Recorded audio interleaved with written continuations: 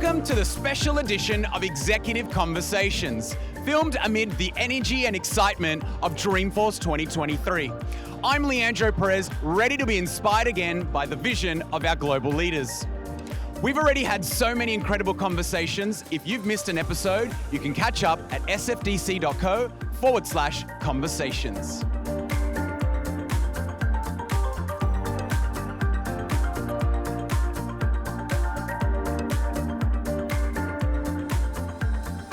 Salesforce co-founder Parker Harris is always an inspiration. He was there with Mark Benioff from day one, working on our values, vision, and of course, our product. Today, he continues to drive our technology vision and architecture as Chief Technology Officer. So Parker, we've been doing Dreamforce for 21 years actually. This is the 21st year. It's my 21st. And you know, that back then was a little smaller, I want to say. Yeah. But there were some things we were doing back then, you probably thought, that's not going to last, that's not going to work. But are we still doing them today? Well, you know what I find amazing is that, we've been doing these keynotes. We did a keynote 21 years ago. It was at the Palace Hotel up in Union Square. It wasn't in the round. So we used to do everything in kind of a straight theater style audience. Like a normal cinema. And so we changed that. But what amazes me is that every year we tell our story. And the story changes somewhat each year, but it doesn't change completely. We're still the same company led by the same set of values. Correct. We talk about our growth. We actually start by thanking our customers, thanking our partners, thanking our ISVs, our nonprofits. And we do that each year. What surprises me is that some of those messages are consistent. They're consistent for the past 21 years, and yet it's still important that we do that because the attendees that are here, many of them are new. Many of them I talk to have never been to Dreamforce. They don't know them. And so it just reminds me the importance of repeating your messages, repeating your values, and don't underestimate the importance of communication. So I guess on that thread, when you started 25 years ago, what was in your wildest imagination? Could we have been where we are now? Is that what you were picturing or not? No. I think that if you talked to some of our other executives, they would say they saw this coming. None of us could see any of this happening. I remember there was a company called Hotmail. Yes. It was an email company that sold to Microsoft back in the day. And we were working out of a small apartment at Coit Tower next to the apartment the condominium where Mark Benioff lived. So it was very convenient for him. And we started the company there, walking down the hill for some lunch. That's where we had all of our important meetings. And we were saying, wow, that's amazing. What a successful exit that Hotmail had. So at the time, Mark said, no, we have something much bigger that we intend to do. So that was Mark having this grand vision. I'll give you the other answer, which is in this same apartment when we were starting the company, we talked about the type of company we wanted to serve. The initial companies we wanted to serve were very small companies. Yes. Actually, some of the smallest companies in the world that started with us, they found us on the internet and they found us in English-speaking countries. We had no one selling in Australia. We had customers in Australia right when we started the company. Wow. Because they found us. But Mark asked the question, what size company are you targeting with this technology? And we said, we're targeting some of the biggest companies in the world one day. Because we had a vision day one of building a platform, it's now called Einstein 1, that would serve not only these small customers that found us in 1999 on a web page on the internet and said, that looks pretty cool, I'm gonna use it. But now the biggest companies in the world use us because of that foresight we had. It's incredible. I'm looking forward to seeing the Hollywood movie of that story one day. I think we should work on that. I would love to see you can play me. That would be great. Well, all right. Okay. Because your hair is not as gray as mine, so you can play the younger me. Got a few years to do that then. Yeah, okay, yeah. I like that. You all right. You have to work on You heard that here. Okay, all right. I'm going to send Mark a note after this. You'll have to work on your accent, though. I think I can do that. Can you fake my accent? Okay. I know you can fake mine, but I can bastardize it. Well, look, Parker, we've been talking about AI this week. There's so much advancements in technology. This is the biggest AI conference ever. It is, right? Well, there's over 75 thought leaders here, 1,500 sessions, incredible. But I think about, as a father of two children. Three children? Oh, no, I have two. I'm saying you have three. Okay, I have two, right. but I was going to ask you I thought your you were advice. telling me. Well, no, I was saying, what advice do you give to your children of how they should make sure they embrace this change and this technology. How can they keep up? I don't know how I'm keeping up. So in February, the world changed because OpenAI came out with their public offering. We all looked at that, the whole world looked at that and said, oh my gosh, what just happened? Fastest growing adopted service ever. TikTok, I think, held that. Yes, they did. They and did. then I think, what was it, a month they got to 100,000 users. 100 million, I think it was. 100 million? Yes. So I'm off by an order of magnitude. But what I told my children is I kept listing out articles that I was reading, and every day, every week, there was something new that I felt like I had to read and learn.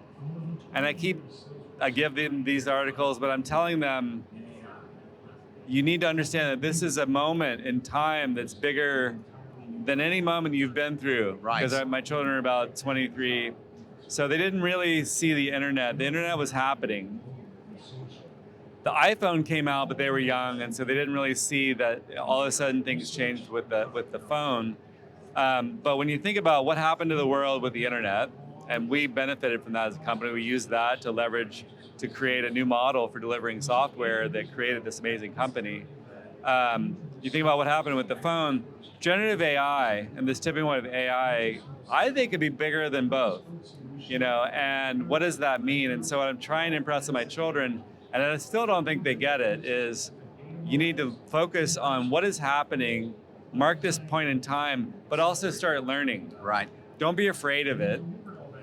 Just read some of these articles, understand the math. Basic math is very complex math, but the basic math behind it, that AI is just taking the world and looking at it as numbers and probabilities. And I still don't fully know how it works. I kind of half understand Only it. data scientists fully know that. But, distill it down to what is it doing? Kind of like I told them, don't be afraid to learn. Every one of them needed to learn, to program. They're not programmers, but don't be confused by this magic. None of it's magic, Right. and kind of understand behind it, because it'll help you kind of appreciate it, but also understand where the world is going. And it's truly true. Those changes happen in decades, and we are witnessing one right now. And I think for folks that have the opportunity, it's very sage advice. So thank you for sharing that. I guess flipping that, we have so much change happening at Salesforce thanks to you and your team. We do. So how do you keep across everything that our team is doing here, the engineering team? I was talking to Srini earlier. Yeah. How do you keep across all of that? It's a big platform now. Well, I think it's about using tools like Slack, Yes. because Slack really keeps us connected, and all the documents that we're sharing in Slack, the Slack canvas we're using. I use huddles all the time to collaborate with small groups of people, but whenever some new thing happens, we often create a Slack channel and say, let's talk about this, because we do want to be in person more. You got a worldwide team, right? I haven't been to Australia in a while. I'm sorry. I'm coming. You heard it. You heard it. Let's I'm lock that coming. in. I'm All coming. right. But I can still talk to you and collaborate Yes. you because of the magic of video conferencing, of asynchronous collaboration like in Slack. So I collaborate. I read. I reach out to people. I connect teams together. And really my role in the company is about, connecting our technologists together to see the future together and not separately, to build an integrated Einstein One platform. And so I would like to say I'm keeping up. I think right now I'm feeling a little underwater with the amount of innovation that Every we're coming cloud, out with, across every the cloud. amount of innovation that the world's hitting us with generative AI. But it's just about staying up to date as much as possible, and just talking and connecting with people. And so my advice to you out there is, don't sit at home and not work in person. Connect with other people. Connect with other people and talk about where the world is going. Ask them questions and listen. Don't just talk. And read as much as you can. No, I love that. Now, look, I don't think the folks on the audience will know, but you are one of the most well-respected leaders at Salesforce. I didn't know that. You definitely are. And so we That's have... very kind of you. No, look, we have a lot of C-suite leaders listening in. Yeah. How do you lead your teams? Any special secrets there to how that you achieve that respect? Well, I think first and foremost, lead with empathy. So Mark would probably call empathy beginner's mind, is another way to think about it, is have a strong point of view. Have an opinion, lead from the front, but listen, take the opposite view, have empathy for who you're talking to or their point of view. Make sure you're getting the most out of everyone in any sort of meeting or discussion. If you see people who aren't leaning in, call them out, bring them in. I would say, I've heard people tell me this, one of the things I do is I manage by questions, and I don't make statements, I try to turn them into questions. And sometimes I might know part of the answer, but I'm using the question to get something I don't know yet from this person, or to get that person to talk to someone else in the room. And I'm trying to generate that kind of collaboration, and equality might be the right way to call it. Right. And just be sensitive to your own biases. Be sensitive to some of the feedback that you're not getting. Ask for feedback and learn how to ask for feedback. Also, like if I say to Leander, "How am I doing, Leander?" And you'd be like, "You're doing great, Parker." But if I said something more specific of in that meeting, when I was leading in that meeting, what did you see specifically in how my behavior shut down someone in that meeting? Can you give me any constructive feedback? You might give me a different answer. The power of the question. I love that. Yeah. Look, we only have you for a little bit longer, so maybe one final question, Parker. Yeah. We have Asia Pacific listening, C-suite leaders listening. One last word of advice of either how they can get going or something they should be doing today, not next week. Well, I think you should be following Salesforce. We're trying to lead and kind of guide you in the future, but also get out there and follow some of the leading thinkers out there. Sam Altman was here, OpenAI. Yeah. It was the most attended, I think, event, maybe besides the keynote. But listen to people like Sam Altman. Listen to his podcast. Lex Fridman is a big podcaster that I've been listening to. Very long podcast, by the way. But he has some amazing podcasts. He interviews these incredible people, including Sam Altman, and it'll just get you thinking. But that's my advice. And think about the tactics of moving forward. Don't think about just the strategy. There's an anxiety. Whenever I talk to people, I say, have a vision for your strategy, have a vision for the long term, but break it down to tactics. So in generative AI, your vision might be, well, I want my company to run more autonomously, and I want the AI to help guide me and run my company. That is a grand vision, but you're not going to do that right now. How are you going to get there? And so how do you get there, and get there with trust, get there with safety? I think we are currently in the assisted generative AI world where AI is going to be my co-pilot. That's why everyone's calling them co-pilots, including Salesforce. The AI is there beside me to help me. But I'm in the driver's seat. The AI is not in the driver's seat because you still can't totally trust this stuff. We have our trust layer, and we'll see that toxicity, so we'll flag it. But hallucinations are hard to scan for. Right. So how do you know? Like for example, I had one of the big engines. I won't describe who it was. I said, please summarize the recent Workday earnings.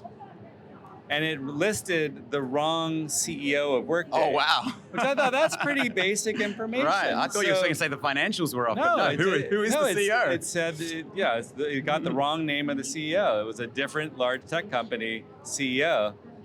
And so if that's possible, we have to just be careful. Right. And so, my advice is read, listen, talk to people, start using it, get involved, but don't have anxiety that you're not going fast enough, because I think, at least in the enterprise, that fear and anxiety, some people are going to go too quickly. Right. And we have to do that with trust, with safety, and being careful, and tactics dictate strategy. And on that note, thank you so much, Parker. You're always so generous with your time, and you heard it here first, folks. It's coming to the region. We're going to lock that in. Oh, yeah. I want to thank all of our incredible guests for sharing their thoughts on some pivotal subjects, including their AI perspectives. For more of this special Dreamforce edition of Executive Conversations, head over to sfdc.co/conversations, where you'll also see some interviews that we caught right here on site with Parker Harris, Amy Weaver, Peter Schwartz, and some special customers. Thank you for tuning in to our Executive Conversations Dreamforce Special. See you next time.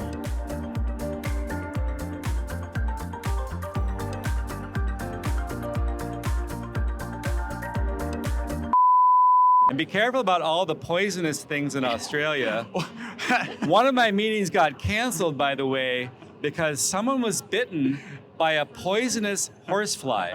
Oh my gosh. And it makes me not want to come to Australia. You know- Because if a horsefly can cause one of our attendees not to come here, I do know that there's more poisonous animals and insects. Well, that's how we in your become nice and region. strong, right? So Okay. that's part of the All test. right. Well, I'll beef up my defenses and I'll come see you.